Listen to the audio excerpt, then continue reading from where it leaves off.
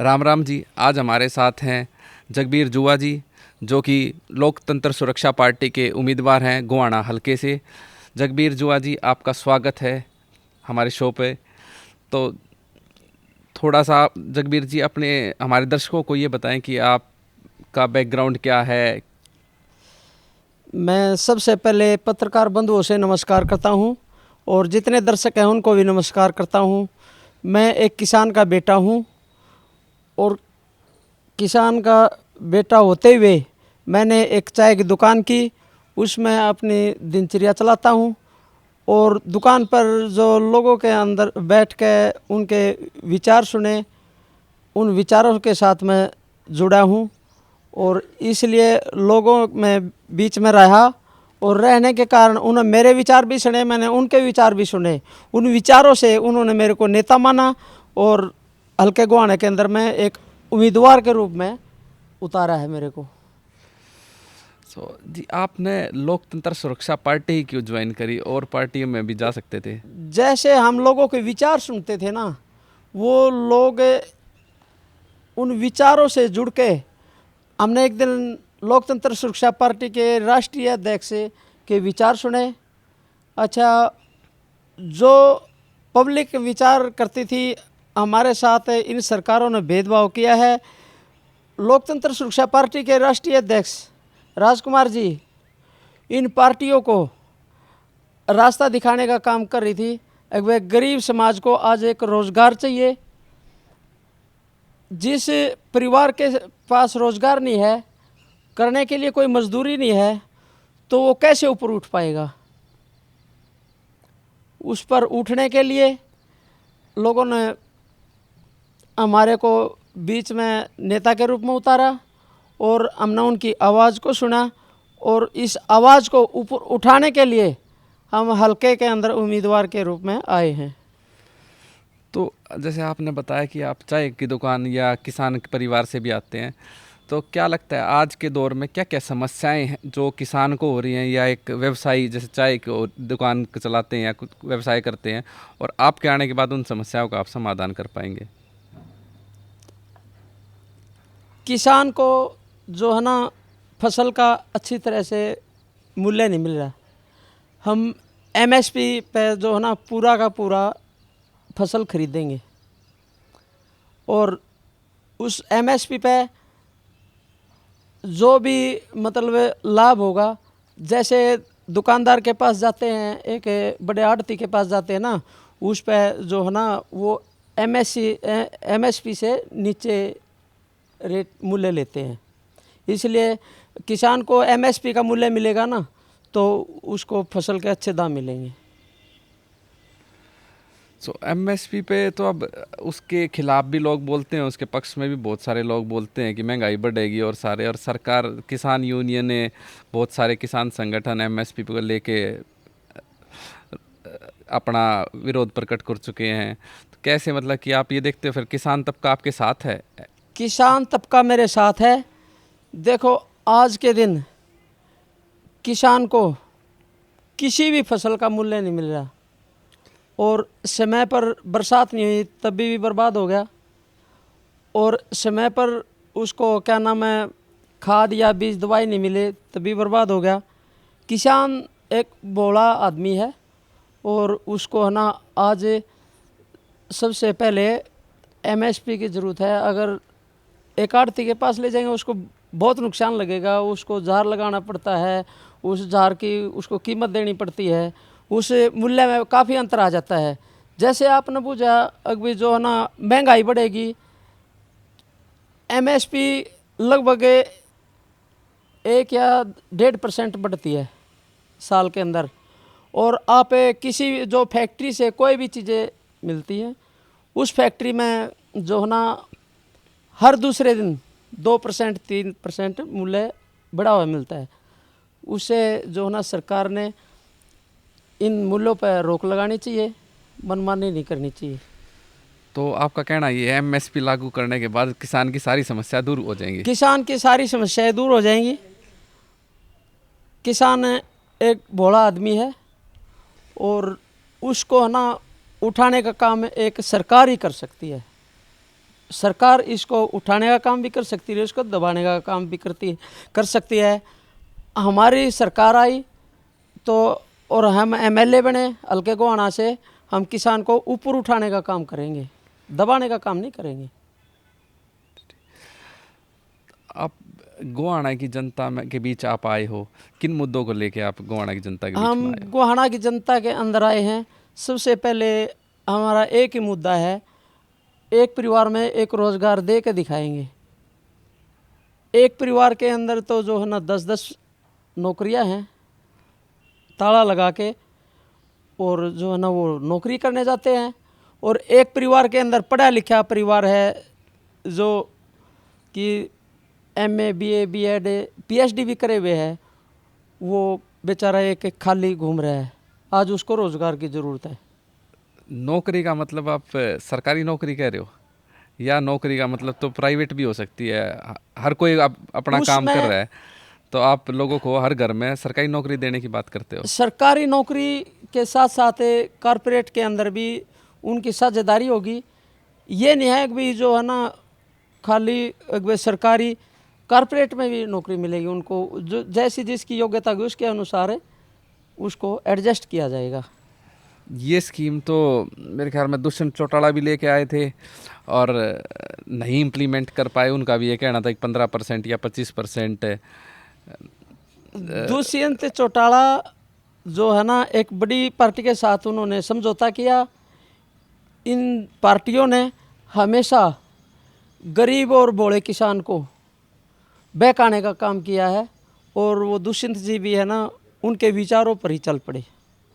आपके सामने पहले से ही आपके मतलब कि अपोजिशन में गोहाना से जो कैंडिडेट मेन कैंडिडेट खड़े हैं, जगबीर मलिक कांग्रेस से खड़े हैं, बीजेपी से अरविंद शर्मा जी आए हैं, और आप अपने आप को कैसे देखते हो उनके बीच में? क्योंकि जगबीर मलिक जी 4 बारी विधायक रह चुके हैं वहाँ से। जगबीर मलिक जी 5 बार विधायक रह चुके हैं और 6ठी बार इनकी तैयारी है।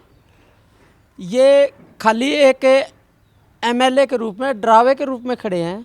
पब्लिक के पूरी की पूरी इसका विरोध कर चुकी है। भाई इसने 25 साल के अंदर पब्लिक के अंदर ना कभी गया है और ना कोई काम करवाए हैं। खाली एक ये विधानसभा में पहुंचने का काम किया इसने, एमएलए बनने का। आप ऐसा कह रहे हैं, पिछली बारी आप ही के पार्टी के सुप्रीमो इनके खिलाफ खड़े हुए थे गोहाना से और 5000 वोटों से आ रहे थे। नहीं जी, पिछली बार राजकुमार जी 5000 वोटों से नहीं आ रहे। राजकुमार जी 2200 वोटों से आ रहे थे। उसके अंदर जो अपने कर्मचारी हैं ना, वो कर्मचारियों की वोट जितनी थी वो पार्टी ने अपनी तरफ, ये क्या नाम है, जगबीर मलिक की तरफ उतार दी। इसलिए राजकुमार जी को हराने का काम किया। यहाँ तक कि एक गरीब जनता का नेता ऊपर ना उभरने का मोदी जी ने भी काम किया। एक गांव है उसमें प्रधानमंत्री भी आए, एक राजकुमार को, एक गरीब नेता को हराने, गरीबों के नेता को हराने को। और आप अरविंद शर्मा जी को कैसे देखते हैं? अरविंद शर्मा जी तो जो है ना रोहतक जिले ने निकाल दिए। वहाँ से 3.5 लाख वोटों से आ रहे हैं। ये कोई छोटी मोटी हार नहीं है। अब की बार जो है ना गोहाना के अंदर तो विरोधी हो रहा है। बीजेपी के जितने भी कार्यकर्ता थे, पदाधिकारी थे, और जो उम्मीदवार तैयार थे 5, 7, 10 जितने भी थे, वो सारे अरविंद शर्मा का विरोध कर रहे हैं। और पब्लिक तो पहले ही विरोध कर चुकी है। इसको पैराशूट से हल्के गोहाना के अंदर उतारा गया, और इसको जैसे पैराशूट से उतारा गया है, इसको यहाँ से पैदल करके दबाएंगे। और पब्लिक ये कह रहे हैं अगली बार अगर ये जिला परिषद में भी उठ गया तो इसको वहाँ भी हराने का काम करेंगे। जैसे गोहाने की बात करते हैं, गोहाने में ज़्यादातर गांव का एरिया ज़्यादा आता है। हाँ जी, हल्के गोहाने के अंदर गांव का एरिया ज़्यादा आता है। अच्छा, पिछली प्लान में जो यहाँ से लोकतंत्र सुरक्षा पार्टी के राजकुमार जी उठे थे, वो 2200 वोटों से हारे थे। लोगों ने, एक बड़ी पार्टियों ने झूठा प्रचार करने का काम किया। उसमें ये कहा कि 5-7 हज़ार वोटें आए राजकुमार की आएंगी, वोट खराब ना करो, हम आपके काम करेंगे। और इन्होंने 52 मुद्दे किए थे, 52 मुद्दे में से एक भी इनका मुद्दा कोई नहीं होया। और हल्के ने पूरी 5 साल इनकी निंदा की। हम उस निंदा को हम चेक करते रहे, भाई ये पब्लिक सच्चाई बोल रही है, उन्हें झूठी निंदा नहीं की है, कोई काम नहीं किया। और आज ये 25 सीट से ऊपर नहीं जा सकती। गोवाना में काम तो जैसे हाईवे बना दिए, रोड चौड़े कर दिए, और क्या काम करें मतलब सरकारें? वो जी हाईवे बनाए, हाईवे के अंदर जो है ना वो गवर्नमेंट का बेनिफिट है, उसमें टूल टैक्स निकाल दिए। ठीक है, टूल टैक्स निकाल दिए, सुविधा बना दी। अब जो टूल टैक्स पूरा हो गया, टूल टैक्स को वो जो पैसे पूरे हो गए तो टूल टैक्स को बंद करो।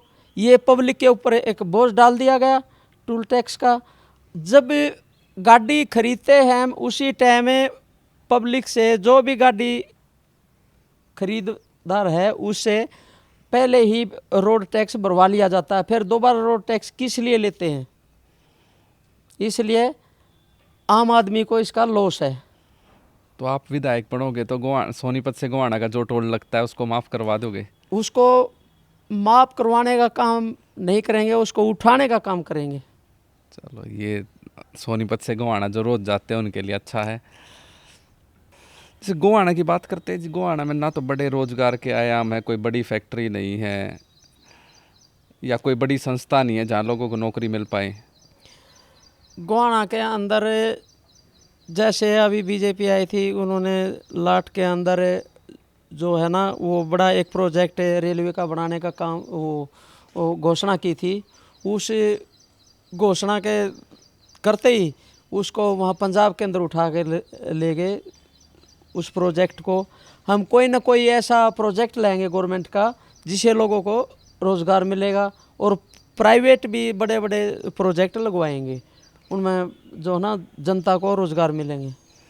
और गोवाना में आप शिक्षा को लेके क्या कोई बड़ी यूनिवर्सिटी, एक खानपुर गुरुकुल है, उसकी भी हाल आजकल ख़राब बताते हैं, तो उनको लेके आपका क्या विचार है? उनको लेकर ये विचार है, गोवाना के अंदर जो ना कर्मचारियों को तनख्वाह नहीं मिल रही, उनको हमें समय पर तनख्वाह दिलवाने का काम करेंगे और एक और यूनिवर्सिटी बनाने का काम करेंगे, ताकि लोगों को ना ज़्यादा भागदौड़ में ना रहना पड़े, इधर उधर भटकना ना पड़े। और स्वास्थ्य को लेके कोई आपका एजेंडा की? बच्चे आजकल बीमारियां बहुत हो रही हैं, इलाज महंगे हो गए हैं, गांव का किसान अगर बीमार हो जाता है तो उसका तो कई बार तो ऐसा होता है ज़मीन बेचनी पड़ जाती है, तो उन चीज़ों को लेके आपका क्या प्लान है? उन चीज़ों को लेकर जैसे आपने बोला भाई, किसान जो है ना एक गरीब आदमी है, उसको स्वस्थ रहने के लिए दवाइयों की ज़रूरत पड़ेगी।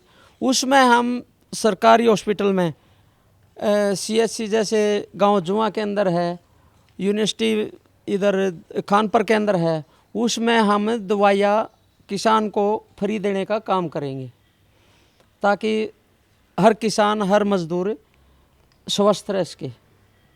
दवाइयाँ तो अभी भी फ्री मिलती हैं जिसमें? नहीं बहुत जी, फ्री नहीं मिलती, जो है ना डॉक्टर वहाँ पर्ची बना देते हैं, अभी जाओ, और सामने इतने मेडिकल हैं, मेडिकल स्टोर हैं, अगर दवाइयाँ फ्री मिलती तो वहाँ इतने मेडिकल स्टोर खोलने की ज़रूरत ही नहीं पड़ती। और खानपुर यूनिवर्सिटी के अंदर हॉस्पिटल के अंदर इतने क्या नाम है, एक्सरे की मशीन नहीं है, अल्ट्रासाउंड की मशीन नहीं है, डॉक्टर नहीं है, डॉक्टरों की कमी है, सभी कमियाँ पूरी करेंगे हम। जगबीर जुआ जी, आपका हमारे से बात करने के लिए बहुत बहुत धन्यवाद। आप कोई संदेश हल्के की जनता को देना चाहते हो, एक लाइन का, तो आप बता सकते हैं। हमारा हल्के की जनता को यही संदेश है, जनता हमारे को विधायक बनाए, चंडीगढ़ पहुंचाने का काम करे। हम हर समय इनके कार्य में लगे रहेंगे और इनके कार्य पूरे करके दिखाएंगे। बहुत बहुत धन्यवाद जी। पत्रकार बंधुओं से नमस्कार, और जितने दर्शक हैं उन सभी भाइयों को भी मेरा नमस्कार। भाई लाइक कर लो, शेयर करो, सब्सक्राइब करो। आपके समक्ष हम एक गोवाना का नेता को लेकर आए हैं। आप कमेंट करके बताओ कि आपको अच्छा लगा, उनकी बातें से आप एग्री करते हो या नहीं एग्री करते, क्या आप इनको वोट देंगे या नहीं, कमेंट करके ज़रूर बताएं। Thank you, bye.